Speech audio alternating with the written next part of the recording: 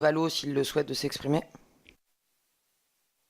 Oui, merci Madame la Présidente. Monsieur le Ministre, au fond, je vais moins m'adresser à vous qu'à nos collègues, en particulier à nos collègues de la majorité. Je dois vous dire qu'on a écouté à l'Assemblée nationale, puis au Sénat, l'ensemble des arguments qui ont été développés par le gouvernement et par la majorité. Nous avons lu, beaucoup lu, travaillé, auditionné. Et en réalité, le sentiment qui est le nôtre aujourd'hui est celui d'une totale incompréhension.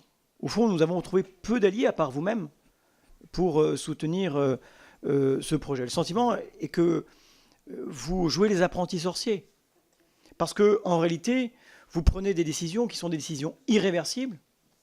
Et aucun d'entre nous n'aura, dans 70 ans, à rendre des comptes à la fin de la concession. Peut-être les plus endurants et ceux qui ont la vie la plus saine parmi nous auront la chance de le vivre. Mais je ne me prête pas cette espérance de vie. Au fond,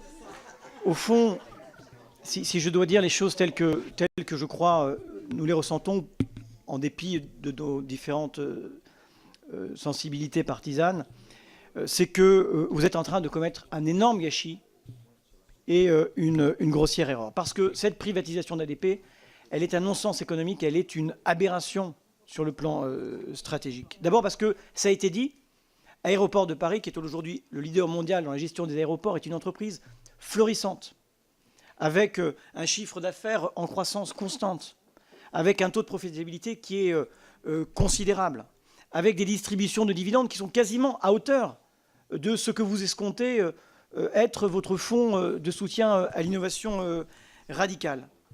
Le montage lui-même que vous envisagez est aberrant. En début de concession, vous allez devoir indemniser les actionnaires et en fin de concession, vous allez devoir leur racheter les actions d'Aéroports de Paris. Parce que ce n'est pas évidemment un bien de retour. Il faudra une juste et préalable indemnité pour récupérer tout cela. Et en réalité, ce que vous êtes en train d'écrire, c'est une concession perpétuelle et pas une concession de 70 ans. Alors vous évoquez, même si c'est modeste, le remboursement de la dette. Mais quand on emprunte à des taux d'intérêt si bas, voire à des taux d'intérêt négatifs, à des taux qui sont inférieurs au taux de profitabilité de cette entreprise, il est anti-économique de vendre les bijoux de famille pour rembourser de la dette. C'est une aberration sur le plan économique. Et puis c'est une erreur stratégique monumentale. Parce que ADP n'est pas une entreprise comme les autres. C'est un service public d'intérêt national. C'est un monopole naturel. C'est un bien commun. C'est une frontière extérieure. C'est un outil de souveraineté. C'est un leader mondial. Ce n'est pas seulement un gestionnaire d'aéroport. C'est un aménageur. C'est un développeur. C'est un exploitant. C'est une entreprise qui est propriétaire de 6 680 hectares de terrain, de bureaux, qui n'a pas d'équivalent en Europe. C'est une entreprise qui est passée au cœur des intérêts stratégiques de la nation et au cœur de tous les grands projets d'aménagement de la région Île-de-France.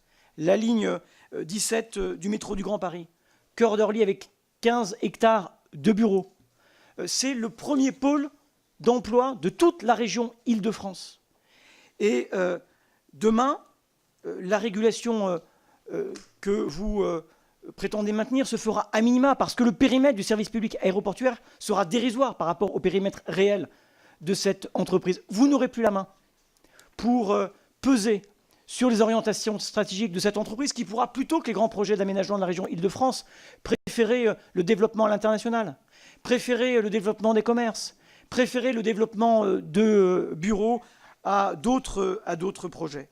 Vous risquez aussi d'affaiblir le hub d'Air France. Vous avez reçu, pardonnez-moi, mais une leçon de nos homologues de KLM et luxembourgeois, qui ont défendu leurs intérêts stratégiques. Nous devons nous aussi défendre nos intérêts stratégiques. Regardez ce qui se passe à Heathrow s'agissant des liaisons secondaires. Elles ont fondu. Et c'est aussi nos liaisons intérieures qui sont menacées par cette privatisation. Et tous ces arguments, pardonnez-moi de vous le dire, ils sont d'autant plus forts que nous sommes instruits des privatisations des autoroutes qui font perdre des milliards d'euros chaque année de dividendes aux Français, à la nation. Nous sommes instruits par la Cour des comptes de la privatisation de l'aéroport de Toulouse-Blagnac. Tirons-en des leçons, ne recommettons pas les mêmes erreurs, ne commentons pas l'irréversible.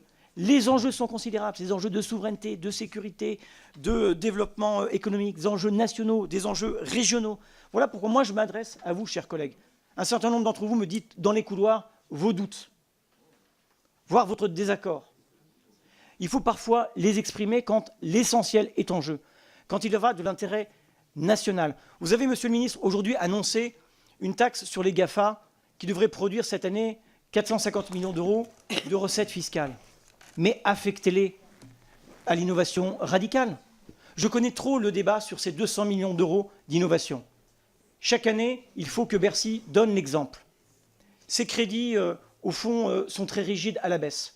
Il y a les effectifs de personnel et il y a ces fichus 200 millions d'euros d'investissement. On essaye de les débudgétiser chaque fois qu'on le peut. En réalité, je sais bien qu'après la création de ce fonds, ce sont les crédits encore inscrits au budget de Bercy qui vont fondre.